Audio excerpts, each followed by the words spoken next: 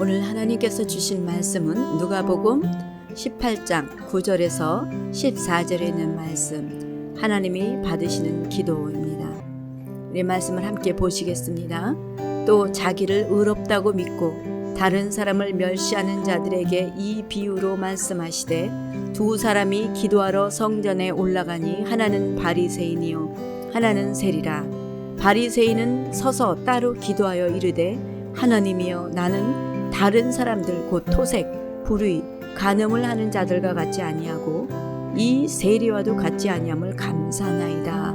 나는 일에 2번씩 금식하고 또 소득의 11조를 드리나이다 하고, 세리는 멀리 서서 감히 눈을 들어 하늘을 쳐다보지도 못하고 다만 가슴을 치며 이르되, 하나님이여 불쌍히 여기소서, 나는 죄인이로소이다 하였느니라. 내가 너희에게 이르노니 이에 저 바리새인이 아니고 이 사람이 의롭다 하심을 받고 그의 집으로 내려가느니라. 무릇 자기를 높이는 자는 낮아지고 자기를 낮추는 자는 높아지리라 하시니라. 아멘. 누가복음 18장 9절부터 14절까지 있는 말씀, 하나님이 받으시는 기도입니다. 영국의 영적 대각성 운동을 일으켰던 존 웨슬리와 조지 위필드 두 사람은 목회의 방법이 같았고 구령의 열정도 아주 똑같았습니다. 그러나 신학에 대한 이해는 서로가 달랐습니다. 위필드는 칼빈의 예정론을 따랐으나 웨슬리는 예정론을 부정하는 알미니안주의를 주장했습니다. 하루는 어떤 한 사람이 두 사람의 신학이 다르다라는 사실을 알고는 위필드에게 이런 질문을 합니다. 목사님은 웨슬리 목사님과 신학과 진리에 대한 이해가 서로 다른데 목사님께서 천국에 가시면 웨슬리 목사님을 만나실 수 있을까요? 라고 묻습니다. 그러자 오냐 위필드 목사님은 말씀하시기를, 아마도 우리는 천국에서 웨슬리를 보지 못할 것입니다. 왜냐하면 웨슬리는 하나님의 보좌 가장 가까운 곳에 앉아 있을 것이고 나는 멀리 떨어져 있을 것이기 때문에 그렇습니다. 라고 대답을 했다고 합니다. 요즘같이 자기 비할 시대에 이런 귀한 대답은 흔한 대답은 아니겠죠. 오늘 본문을 보시면 먼저 본문에 앞서서 1절과 8절은 불의한 재판관과 과부의 비유가 나오는데, 여기서 불의한 재판관이란 하나님도 두려워하지 않는 재판관이었죠. 그런데 한 과부는 자기를 무시하는 것을 알면서도 자기의 원한을 풀어줄 사람은 재판관밖에 없기에 인내를 가지고 끈질기게 찾아갔을 때, 불의한 재판관은 두 손 두 발 다 들고는 과부의 원한을 풀어주게 됩니다. 예수님은 이 비유를 들어서 하나님께 밤낮 부르짖는 택하신 자들의 원한을 풀어주지 아니하시겠느냐? 오래 참으시겠느냐? 속히 그 원한을 풀어주리라며 끝까지 기도해야 할 것을 말씀하십니다. 이에 비해 본문은 바리새인과 세리 기도의 비유를 통해서 끈질기게 기도하는 것도 중요하지만 어떻게 기도를 해야 하는가가 아주 또 중요합니다. 그래서 기도의 자세에 대해서 교훈을 하고 계십니다. 9절부터 10절을 보시면 자기를 의롭다고 믿고 다른 사람을 멸시하는 자들에게 이 비유로 말씀하시되, 두 사람이 기도하러 성전에 올라가니 하나는 바리새인이요 하나는 세리라 라고 합니다. 여기서 바리새인은 구별된 자라는 뜻으로 유대교 여러 종파 중에서 가장 엄격하게 율법을 철저히 지키는 율법주의자로 큰 세력으로 영향을 발휘하기도 했지만 일반 사람들에게는 존경을 받기도 했던 사람들입니다. 그들은 구전으로 내려오는 전통의 작은 것까지도 철저하게 지키는 율법주의자로서 자부심이 크기도 했지만 율법을 철저히 지킨다라는 것 때문에 오히려 마음이 교만하여져서 자기들과 같지 않은 사람들을 멸시한 사람들이었습니다. 또 세리는 세금 징세 청부인을 뜻하는 말로서 이스라엘이 로마의 속국이었던 당시 유대인들이 돈을 벌기 위해서 로마를 위해서 세금을 징수하는데요. 그때 세리들 가운데서 과중한 세금을 부과하기도 합니다. 그리고 로마에다가는 아주 적은 액수를 보고해서 나머지는 착복하는 일들이 자행되고 있었습니다. 마치 옛날 한국이 일제 강점기 때 권력을 얻기 위해서 일본 군인들에게 한 자리 차지하기 위해 아부하면서 국민들을 힘들게 하고 나라를 팔아먹었던 친일파들처럼 이런 사람들을 매국노라고 하죠. 세리들이 이와 같았기에 유대인들에게 미움을 받았던 것이었습니다. 그런데 공교롭게도 철저한 율법주의자인 바리새인과 자기 유익을 위해 로마를 등에 업고 거머리같이 고통 가운데 있는 자기 동족의 피를 빨아먹는 세리가 같은 시간에 똑같이 기도하러 성전에 올라갑니다. 그때 우리 14절 보시면요. 내가 너에게 이르노니 이에 저 바리새인이 아니고 이 사람이 의롭다 하심을 받고 그의 집으로 내려갔느니라. 무릇 자기를 높이는 자는 낮아지고 자기를 낮추는 자는 높아지리라 하시니라. 그러니까 의롭다 하심을 받는 자는 율법을 철저히 지킨 바리새인이 아니라 자신이 죄인임을 깨달은 세리의 기도를 들으시고 의롭다 인정함을 받게 된 것입니다. 그렇다면 바리새인의 기도는 왜 하나님께 인정을 받지 못하였을까요?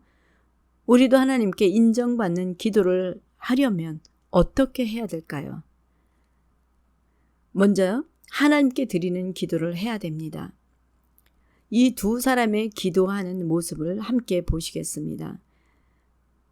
먼저 기도하러 올라간 바리새인은요. 서서 따로 기도하였다라는 것은 유대인들의 일반적인 간습이기도 하지만 본절에 나타나는 서서라는 헬라어의 의미는 자신의 행동을 돋보이기 위해 눈에 띄는 장소에서 가식적인 태도로 기도하는 모습을 나타내는 것을 말하는 것입니다. 그렇다면 바리새인과 세리의 기도하는 모습은 확연히 차이가 날 것입니다. 바리새인의 기도는 사람에게 보이기 위해 기도하는 것입니다. 하지만 세리는 어떻습니까? 멀리 서서 기도하였다고 합니다. 여기서 멀리 서서란 말은 성전에서 멀리 떨어진 장소를 가리키는 것입니다. 흔히 이스라엘 사람들이 성전에서 기도한다라는 표현은 성전 안이 아니라 성전 뜰에서 기도하는 것을 말하는 것입니다. 그래서 자신의 영적 교만함에 가득 차 있던 바리새인은 성전과 매우 가까운 거리에 있는 성전 뜰에서 기도하였던 것이고 세리는 그 바리새인과는 반대로 성전에서 멀리 떨어진 곳에서 기도하였는데요. 세리는 감히 눈을 들어 하늘을 쳐다보지도 못하고 가슴을 치며 기도합니다. 그러니까 바리새인은 사람에게 기도한 것이고 세리는 겸손하게 하나님께 기도한 것입니다. 우리들도 각자 나름대로 기도를 합니다만 사람들 앞에서 기도를 할 때가 많습니다. 그럴 때 여러분들은 누구 앞에서 기도합니까? 무슨 말씀이냐고 하면 예배를 위해 기도할 때, 소그룹 모임을 위해서 기도할 때, 예배 시간에 합심 기도할 때, 이렇게 공동체 안에서 기도할 때 나는 누구를 더 의식하며 기도합니까? 하나님을 의식합니까? 사람을 의식합니까? 아니면 늘 했던 대로 생각 없이 습관을 쫓아 기도를 합니까? 기도는 사람들 앞에서 하지만 하나님께 드리는 기도를 해야 합니다. 즉 사람을 의식하고 기도한다면 그것은 하나님께 기도하는 것이 아니라 사람에게 기도하는 것입니다. 이 말씀은 약간 좀 주제가 빗나갈 수도 있는데요. 지금은 호주에서 목회를 하시는 윤 목사님이 계시는데 2004년 호주에서 청소년 사역을 하다가 문화 차이로 감옥에 갇히게 된 간증 이야기입니다. 부모에게까지 거침없이 폭력을 쓰는 한 한인 학생이 있었는데요. 그날도 남편은 직장에 가고 없을 때 이 딸은 엄마에게 돈을 요구하자 없다고 하니까 카드를 꺼내서 비밀번호를 알려달라고 해서 안 가르쳐 주었더니 이번에는 체크를 꺼내서 사인을 하라고 해서 안 하겠다고 하니까 또 폭력을 휘두르려는 딸을 보고 아이를 담당했던 전도사님께 전화를 드렸고 전도사님은 그 아이에게 아무리 전화를 해도 받지를 않자 제자들에게 데려오라고 해서 데려왔다고 합니다. 그래서 전도사님은 부모한테 그러면 안 된다. 왜 그러느냐 이 가시나야 하며 한국식으로 등을 한번 툭 쳤는데 그것이 폭력범으로 몰렸고 또 그 학생을 데려온 다른 아이들은 납치범으로 고소를 당해서 전도사님이 자신이 다 한 것이라고 뒤집어쓰고 감옥에 가게 되었던 것입니다. 1년 뒤에는 풀려나게 되었지만 감옥에서 있을 때 성령께서 전도사님을 통해서 많은 역사를 하셨는데 하루는 덩치도 엄청 크고 사자 머리를 하는 무섭게 생긴 무슬림 사람이 있는데 감옥에서 철공일을 하다가 큰 쇳덩어리가 그 사람 손에 떨어지면서 손이 퉁퉁 부어서 움직여지지 않는 손을 가지고 와서 고통스러워하면서 네가 진짜 하나님의 종이라면 이 손을 낫게 해보라 라는데 정말 어떻게 할 수가 없으니까 이판사판이다 하고 이렇게 기도했다고 합니다. 하나님, 나 이거 진짜 입장 곤란하게 됐습니다. 이 손이 안 나오면 나 정말 감옥 생활에 인생 괴롭습니다.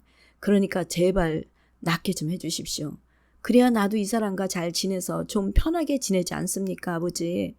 아버지, 좀 낫게 해주세요, 아버지. 아버지 하고 그렇게 간절히 기도하는데 그 사람이 갑자기 기침을 하기에 하나님이 고치셨나 보다 라고 생각하고는 손을 들어보라고 했더니 정말 그 손이 올라가면서 그 자리에서 치료가 되었다라고 합니다. 할렐루야.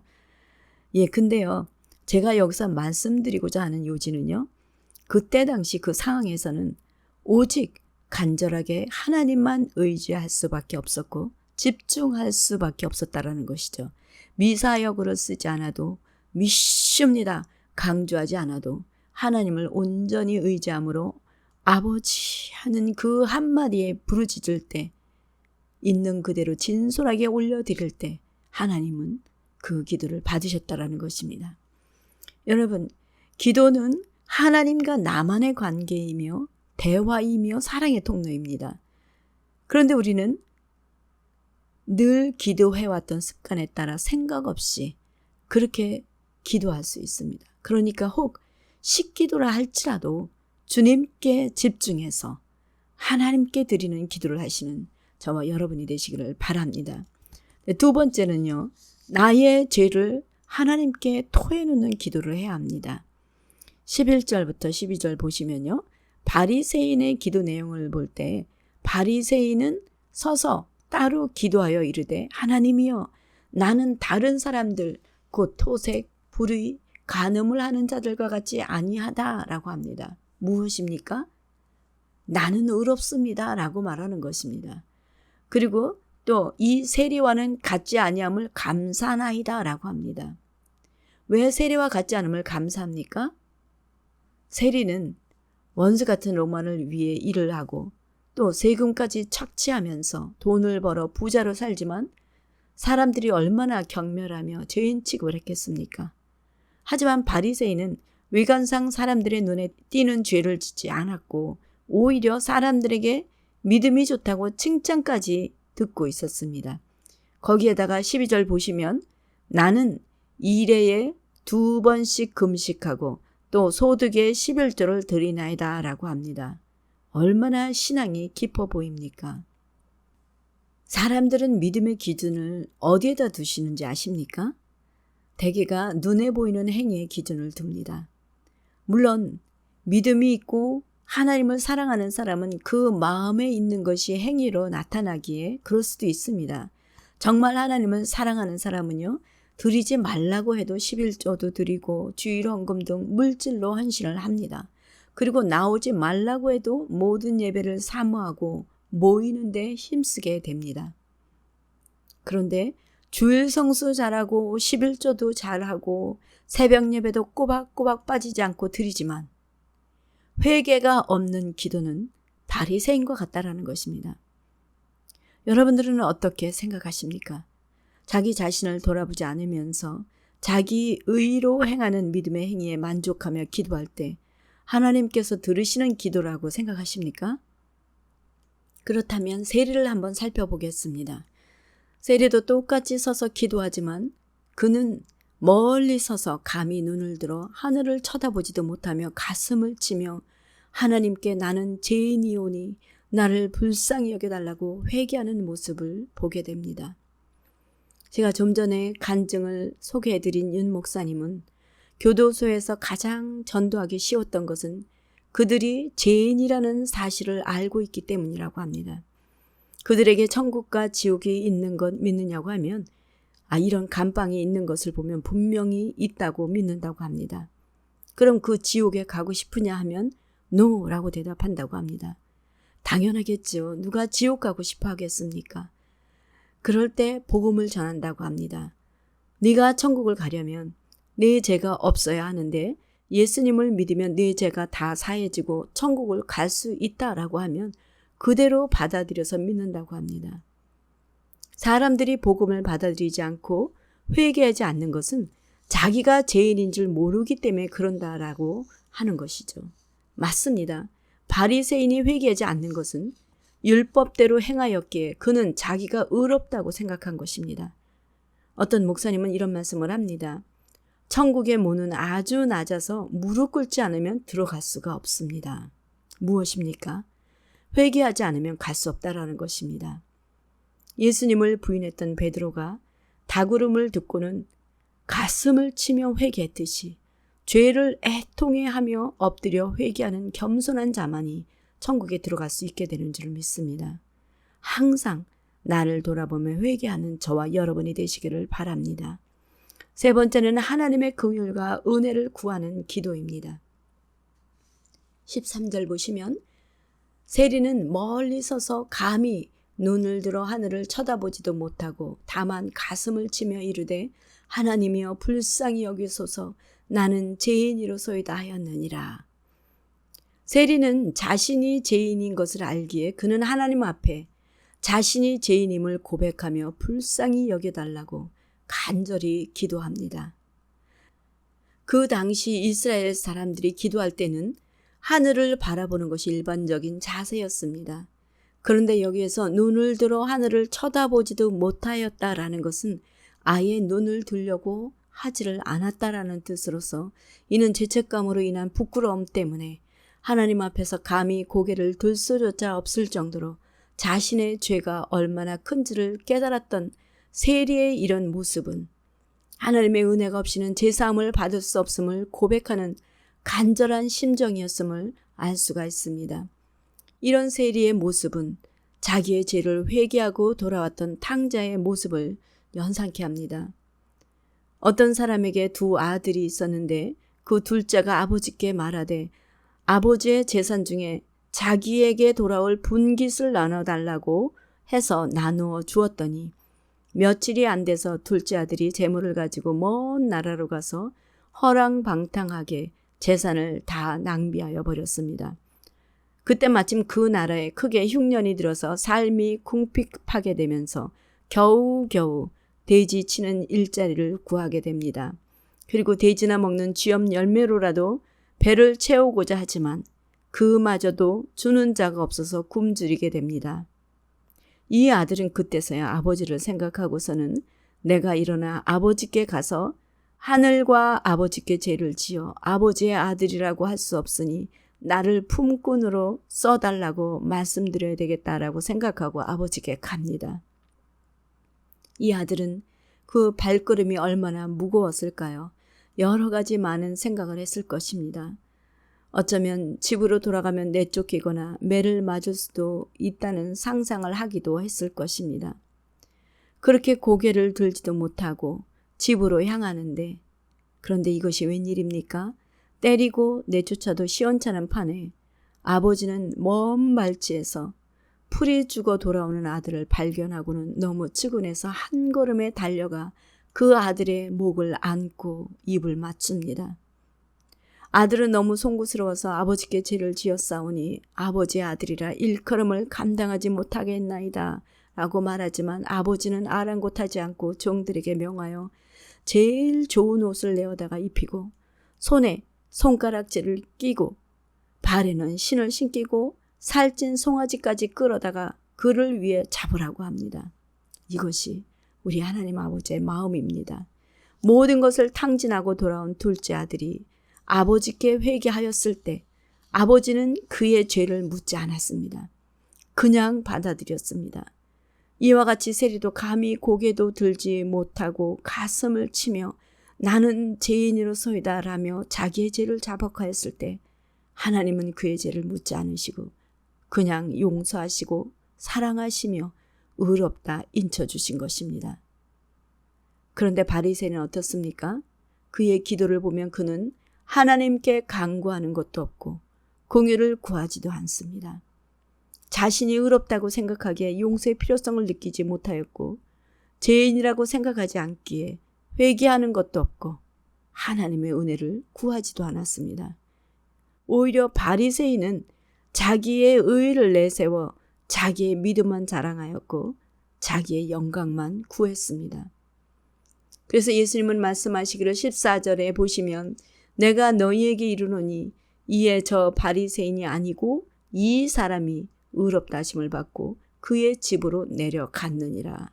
무릇 자기를 높이는 자는 낮아지고 자기를 낮추는 자는 높아지리라 하시니라. 아멘.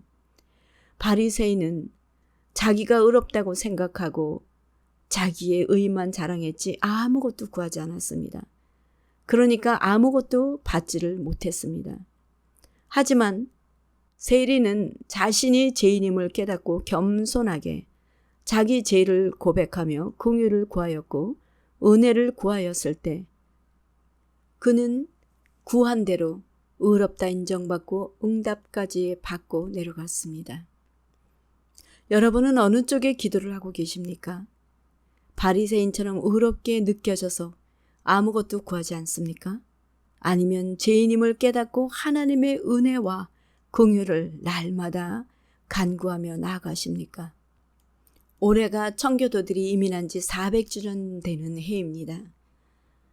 1620년 102명이 신앙을 지키기 위해서 신앙의 자유를 찾아 영국에서 떠나 미국으로 이민을 왔습니다.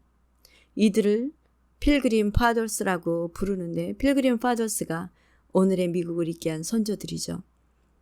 그들은 오직 믿음, 오직 성경, 오직 하나님의 영광을 위한 삶을 실현하고자 하였고 철저한 말씀 중심 속에서 거룩과 경건한 생활을 절대적인 요소로 삼았던 사람들입니다.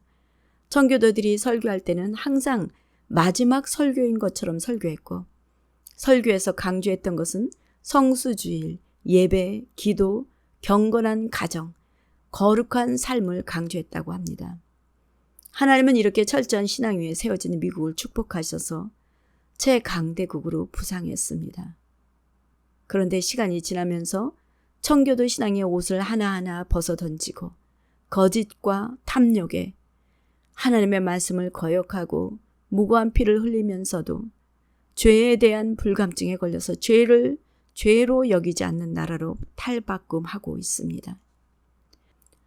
제가 이 말씀을 드리는 것은 미국의 신앙이 변질된 것처럼 우리의 신앙도 바리새인과 같이 변하지 않았는가 돌아보기를 원하는 것입니다. 습관처럼 신앙생활을 하고 있지는 않는가라는 것이죠. 사랑하는 성도 여러분, 저와 여러분은 주의 은혜가 없이는 살아갈 수 없는 사람들인 줄 믿습니다. 그렇습니다. 우리는 세리와 같은 자들이었습니다. 우리는 탕진하고 돌아온 둘째 아들과 같은 자들이었습니다. 그런데 하나님의 사랑으로 예수님께서 십자가 위에서 자신을 희생하심으로 세리의 죄를 용서하신 것처럼 우리의 죄를 용서해 주심으로 우리가 하나님의 은혜와 긍휼을 입었던 것입니다. 그렇다면 이제 우리는 이 자리에서 머물 것이 아니라 앞으로 더 나아가 하나님의 마음을 알아 서로 용서하고 화합하며 하나 되게 함으로 성숙한 크리스찬이 되어야 되겠습니다. 지난 5월 말 조지 플로이드의 사고를 다 기억하실 것입니다. 이 사고가 생기면서 휴스턴에서 백인 기독교인 레퍼바비 헤링이 이끄는 다민족 기도단체에서 흑인 형제자매에게 무릎을 꿇고 용서를 구함으로 오랜 시간 남아있던 인종차별에 대한 응아리가 풀어져 치유하는 시간들이 있었습니다. 이러한 운동이 확산되어 가고 있다는 뉴스를 듣게 되었는데 너무나 아름답고 감동적이었습니다. 이렇게 겸손하게 진심으로 하나님 앞에서 드리는 회개와 용서를 구하는 이들의 기도야말로 하나님이 기뻐 받으시는 기도가 아니면 무엇이겠습니까? 그래서 함께 보려고 우리 동영상을 준비했습니다. 우리 동영상을 레이첼 전사님이 번역해 주셨습니다. 우리 함께 보시고 그리고 기도하고 예배를 마치겠습니다.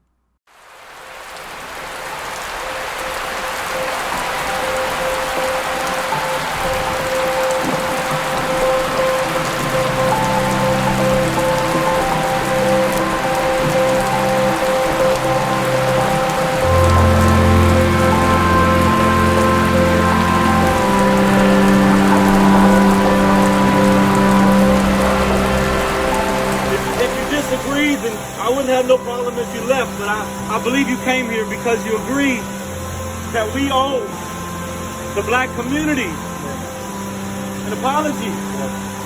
Maybe it's for our neglect. Maybe it's for the fact that we just didn't get involved in helping the black community. Maybe it's something we said. Maybe it's our stereotypes. Maybe it's just being insensitive altogether. I don't know what yours is. But I'm going to own that. For me as a white man, I'm going to own that. And we can bring true healing if we start owning it. It don't matter what the other stats are. We're dealing with the black community now. And they're hurting, and that hurts me because I'm part of the body. And when one part hurts, we all hurt. Yeah. It doesn't even matter how much I serve in the black community. Right now, they're hurting and they need healing. So I just ask you to join me as we apologize. And so I would ask, as we reach out for forgiveness to the black community that's present today, that you would take a knee with me as we show them our hearts that we want to be forgiven and that we want to make a difference from this point on. You brought the thunder and rain today, God, because Satan takes the L today. Father, in Jesus' name, you get the victory. Father, we ask for forgiveness from our black brothers and sisters for years and years of racism, of systematic racism, of bigotry, of hate. On behalf of the white race, of the brown race, we stand in solidarity, God. We take a knee and salute to them. We honor them. God, we love them. You love them. Use us to make a difference. Raise up an army, God. An army from your kingdom that will take action, that will get involved, that would become friends, that would become allies, that would become neighbors, that would welcome them in our circle. Father, I pray this in Jesus' name. And I just ask that y'all would forgive us. Forgive us for our sins. Johnny, would you speak and receive our forgiveness? We're sorry.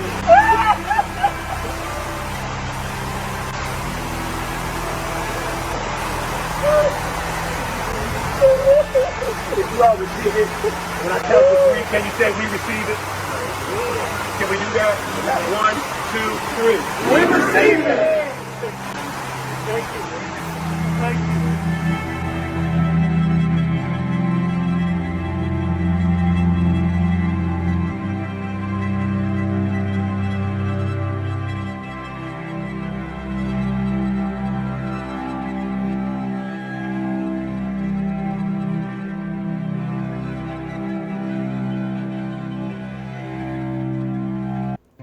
네, 어떠셨습니까? 너무나 감동적이지 않습니까? 여러분, 우리도 소수민족으로서 알게 모르게 차별을 받기도 했지만 또 차별을 하기도 했습니다. 하나님의 사랑을 입고 하나님의 사랑을 알았다면 우리도 용서를 하고 용서를 구해야 될 줄 믿습니다. 다른 민족을 차별하고 차별적인 발언을 했던 것 회개하고 또 이 나라가 공의와 진리가 무너지지 않도록 그리고 거짓된 이 땅의 제약을 회개하며 나가겠습니다. 먼저 난 지극히 작은 자 찬양하시고 하나님께 회개 기도를 올려드리고 이 나라의 제약을 위해서도 또 함께 회개하겠습니다.